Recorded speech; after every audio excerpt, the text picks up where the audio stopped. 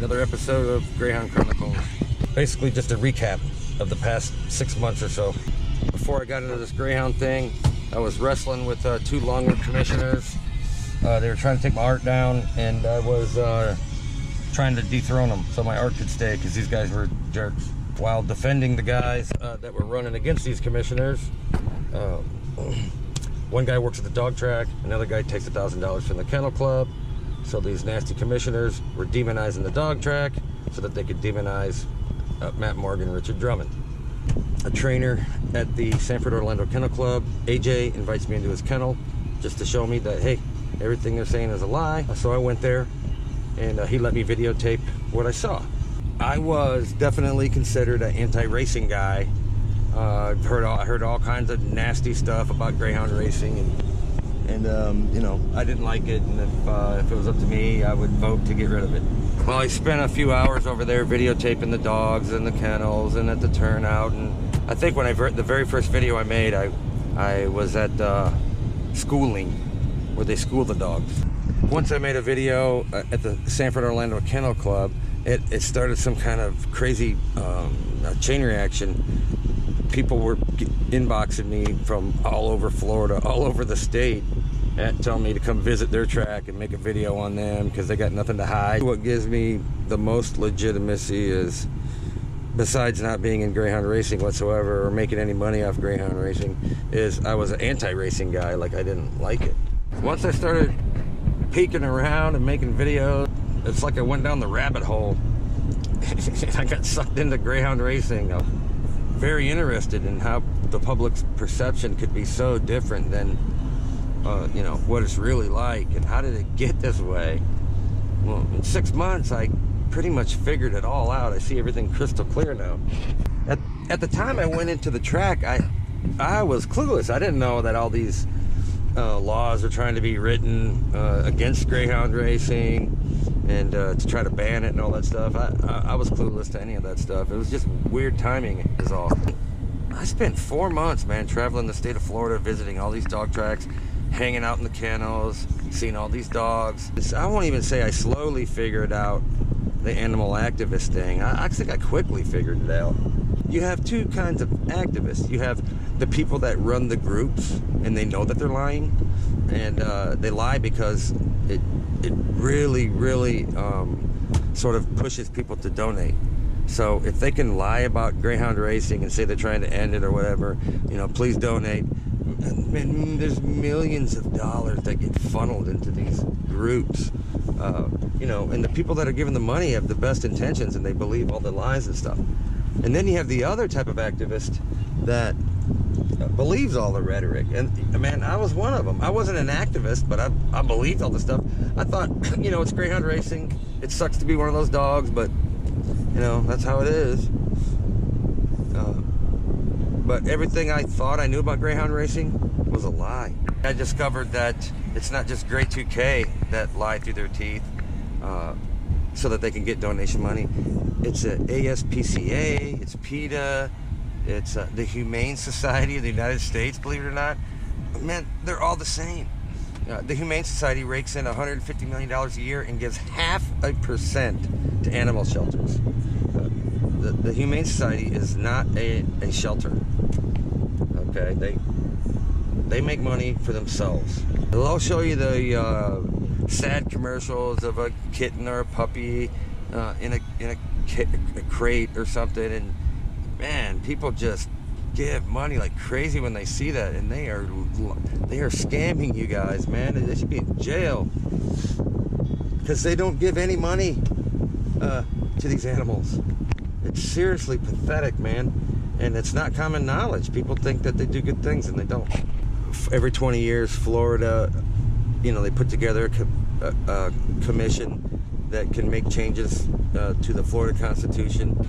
I see politicians being fed money from activist groups, so you know, that's what legitimizes them. If they pay a politician to try to push you know, their agenda, then it gives them like legitimacy or something.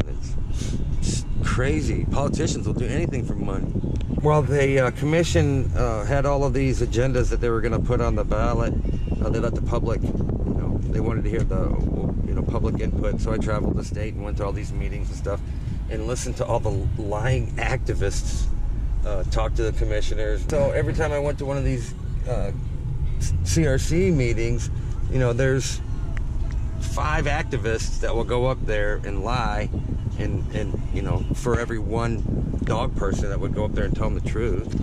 Out of 37 commissioners, only 1 commissioner was curious enough to even come look at a dog track. This hasn't gotten on the ballot because of Grey 2K or any animal activists. It's gone on the ballot because of a billionaire casino guy who wants casinos, and the dogs are in the way.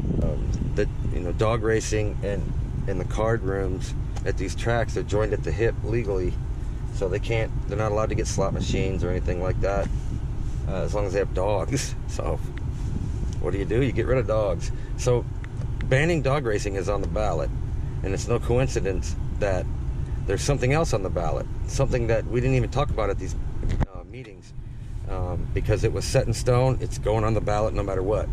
And it is, let the people decide whether you want casinos or not. It's taking the power out of the hands of the politicians and giving it directly to the people.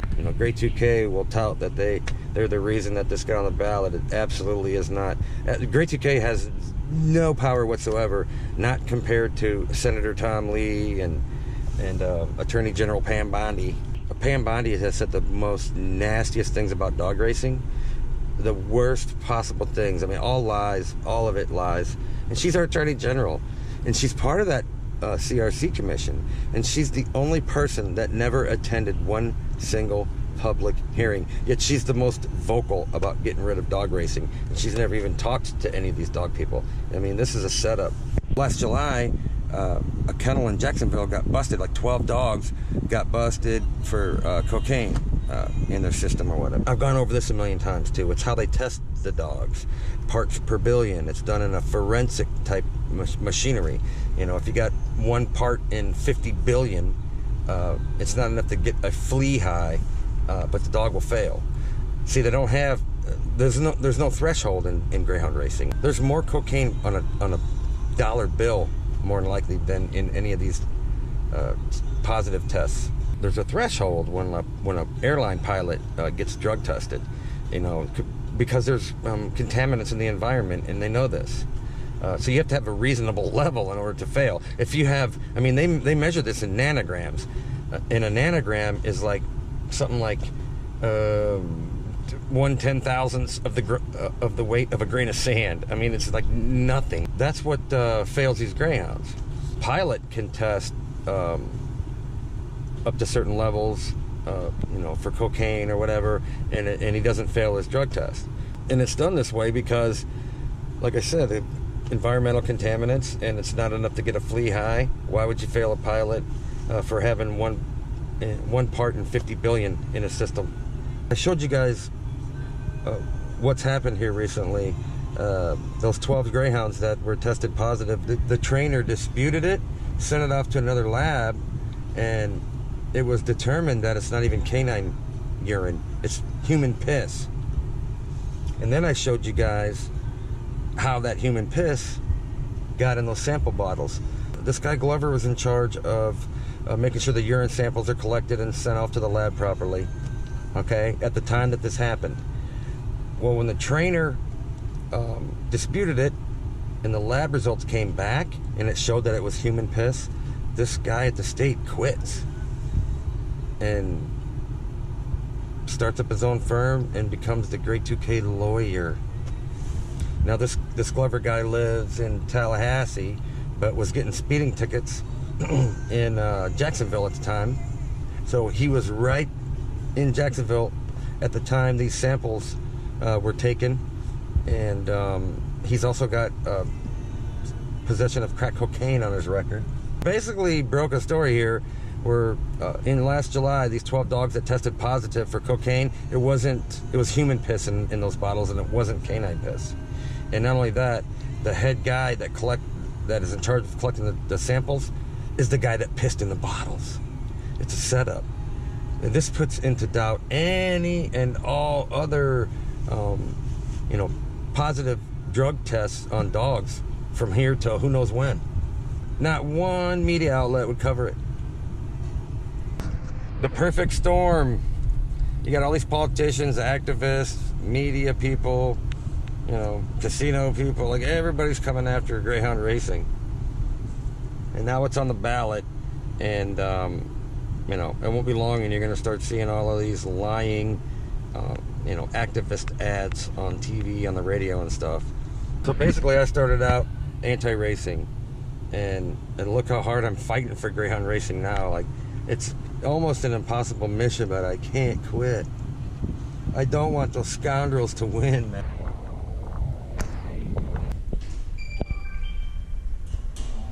I'm getting ready for the Kentucky Derby tomorrow.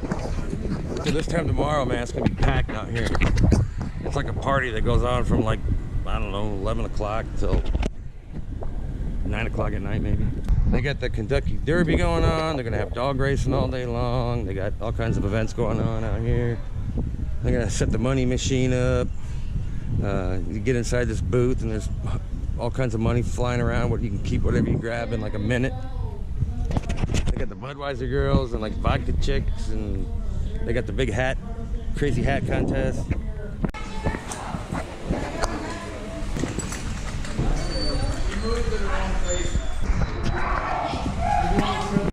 They're gonna be smoking a bunch of food out there. They got dollar beers, dollar hot dogs all day tomorrow. San Bernardino Kennel Club.